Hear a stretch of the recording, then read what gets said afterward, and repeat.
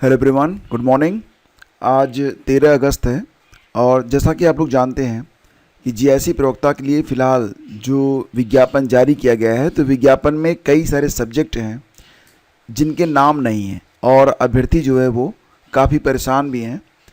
तो फिलहाल फ्रेंड्स, यहाँ पर जो जानकारी मिल रही है, मैंने कल आप लोगों को एक वीडियो के माध्यम से बताया भी था, और जो लोग इस चैनल से जुड़े हुए हैं और दैनिक रोजगार समाचार मॉर्निंग सेशन मिस नहीं करते हैं, उनको पता होगा कि 5 से अधिक विषय थे जिसके लिए फ़िलहाल जो अध्याचन था, अध्याचन में त्रुटि पाई गई थी।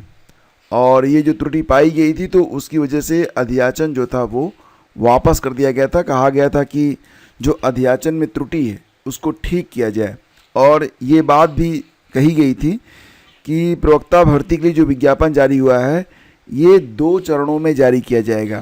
पहले तो पहला चरण आपके सामने है और इसमें कुल मिला के लगभग 13 विषय हैं। इसके बाद जो शेष विषय हैं, जब क्लियरेंस मिल जाएगा अध्याचन पर, तो उसके लिए एक अलग से नोटिफिकेशन जारी किया जाएगा, लेकिन दोनों की परीक्षाएं एक साथ करवाई जाएंगी। हाल ही में लगभग 1 सप्ताह पहले ये जानकारी मैंने आप लोगों को उपलब्ध करवाई थी कि जीआईसी प्रवक्ता के लिए जो विज्ञापन जारी होगा वो 2 चरणों में जारी हो सकता है, लेकिन परीक्षा जो है वो साथ साथ रहेगी। ऐसा नहीं कि परीक्षा जो है वो आगे पीछे होने वाली है। फिलहाल कल रात को भी मैंने एक वीडियो इस पर बनाया था, क्योंकि लगातार जो कमेंट आ रहे थे, बहुत सारे एस्पिरेंट ऐसे थे जो लगातार यही सवाल कर रहे थे कि उनका जो सब्जेक्ट है, ज़्यादातर जो क्वेरी थी वो शिक्षा शास्त्र, एजुकेशन और होम साइंस और कॉमर्स वालों के लिए थी।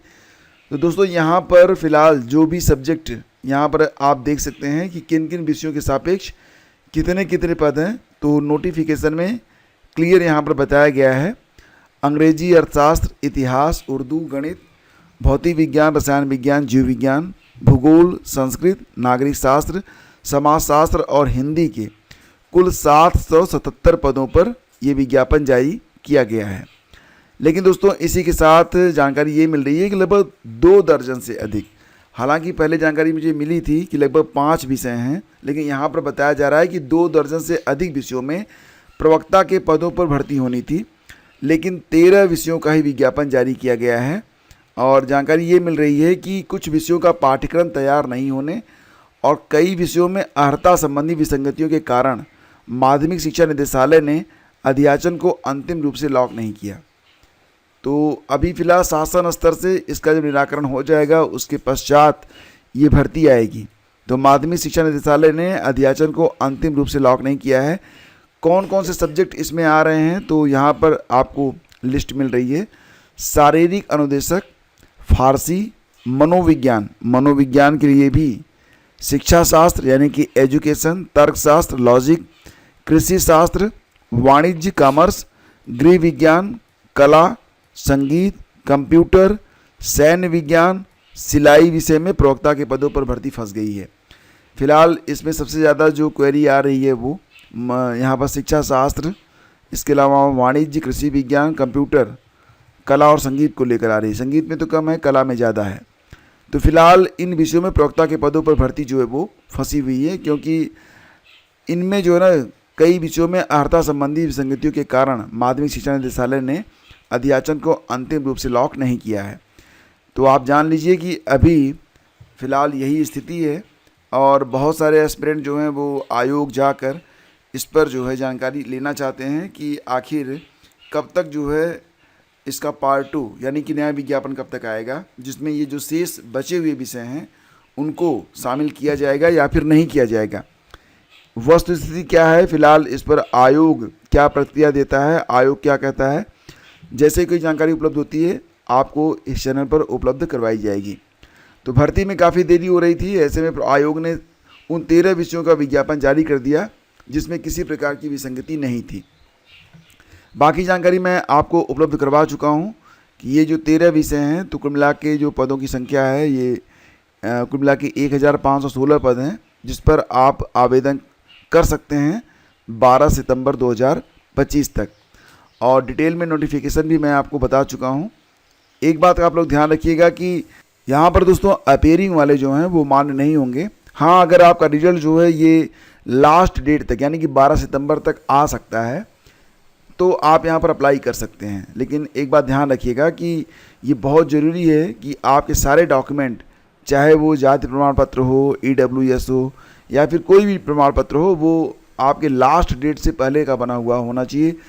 अभी तो फ़िलहाल जब आप फॉर्म भरेंगे तो आपसे कोई भी डॉक्यूमेंट नहीं मांगा जाएगा, इवन उसकी फ़ोटोकॉपी भी आपसे यानी कि फ़ोटो भी आपसे अपलोड नहीं करवाई जाएगी। लेकिन अगर आप प्री की परीक्षा बड़ी मेहनत करके पास भी कर लेंगे और जब आपका डॉक्यूमेंट वेरिफिकेशन होगा, अगर उसमें डेट में कोई भी विसंगति पाई गई तो बहुत ही निर्दयी तरीके से आयोग बाहर करता है।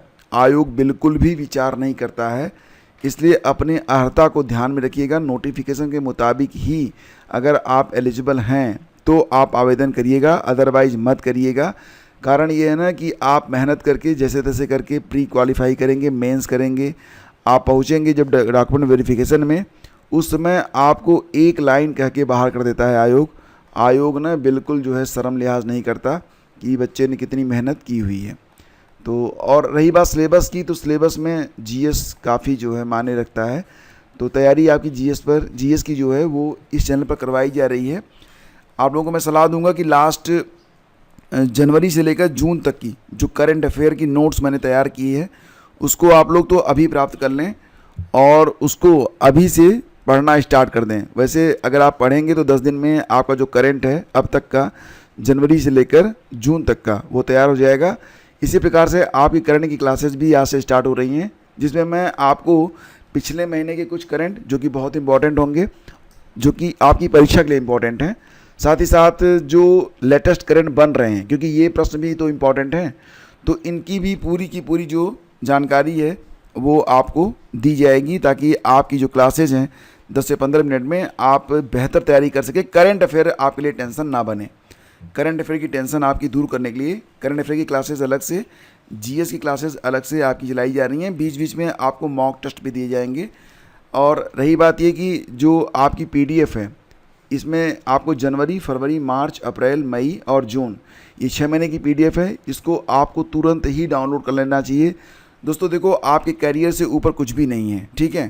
तो अपने करियर पर निवेश करेंगे, आपका करियर बन गया, उसके बाद सब कुछ बेहतर हो जाएगा। आगे बढ़ते हैं, सारी बात यहाँ पर क्लियर हो गई है। अब प्री और मेंस का जो सिलेबस है, इस पर हम लोग चर्चा कर चुके हैं, तो इस पर हम चर्चा रहने देते हैं। नेक्स्ट आपको बताना चाहेंगे दोस्तों कि उत्तर प्रदेश में दरोगा और जो उप निरीक्षक के पद होते हैं, इंस्पेक्टर और सब इंस्पेक्टर के लिए जो है सिलेबस यहाँ पर जारी कर दिया गया है।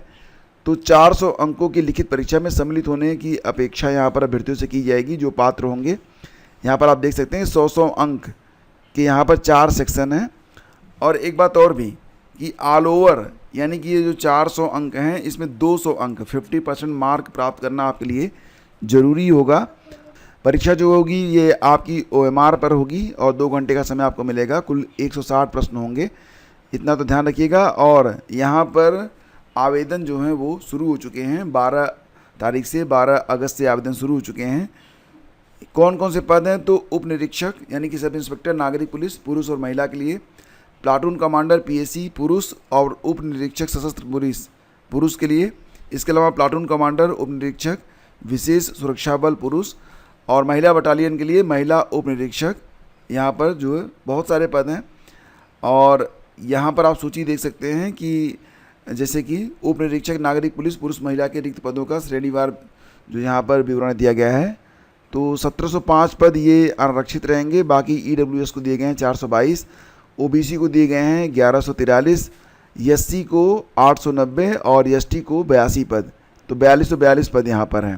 प्लाटून कमांडर PSC उप निरीक्षक सशस्त्र पुलिस के जो रिक्त पद हैं, तो उस पर सूची है कि आरक्षित के लिए 56 पद, EWS 13 पद, OBC 36 पद, SC 28 पद, ST जो है 2 पद और योग है कुल सीधा 135। इसी प्रकार से प्लाटून कमांडर उप निरीक्षक विशेष सुरक्षा बल के रिक्त पदों पर श्रेणीवार जो विवरण है, तो इसकी भी लिस्ट यहाँ पर आपको लगा दी गई है। तो दोस्तों यहाँ पर कुल मिला के देखा जाए तो 4543 पदों पर भर्ती जो है ये शुरू हो चुकी है। पहले आपको OTR करना पड़ेगा, लाइव फ़ोटो आपकी होगी। 11 सितंबर तक आप आवेदन कर सकते हैं और बाकी ये जानकारी आपके लिए वेबसाइट पर भी उपलब्ध रहेगी। तो आप जाके अभी भी तुरंत ही अपना OTR करके आवेदन की प्रक्रिया जो है वो पूरी कर सकते हैं।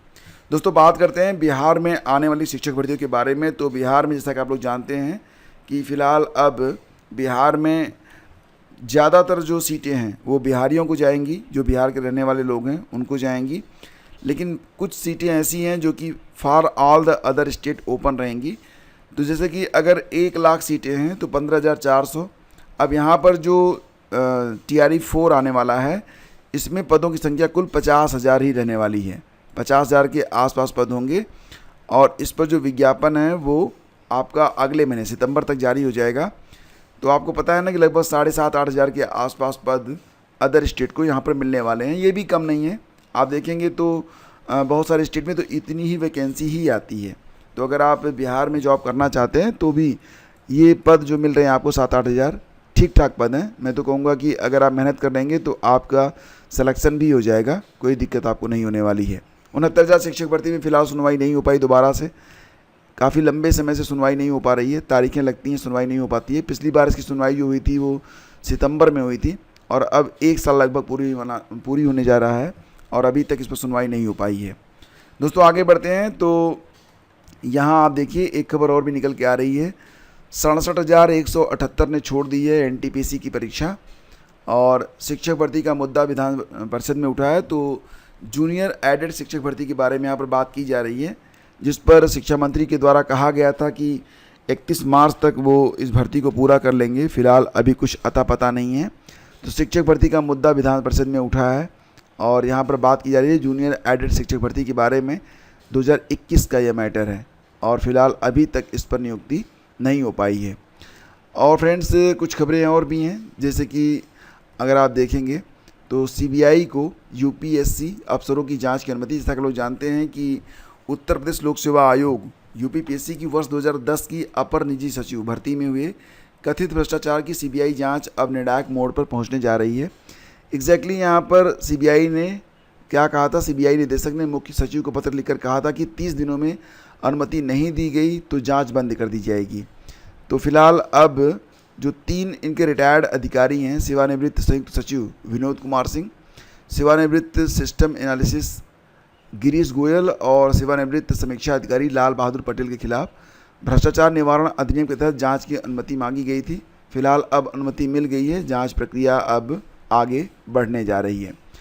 तो आज के अखबार में फ्रेंड्स इतनी ही खबर है। शेष अगले वीडियो में, अगर ये सेशन आपको अच्छा लगता है तो लाइक और शेयर जरूर कर दिया करें और अगर आप इसे अपने WhatsApp स्टेटस पर डाल सकें या जिस भी स्टडी ग्रुप से आप जुड़े हुए हैं उस पर डाल दें तो मैं कहूँगा कि आपने बहुत दया की है। धन्यवाद आपका।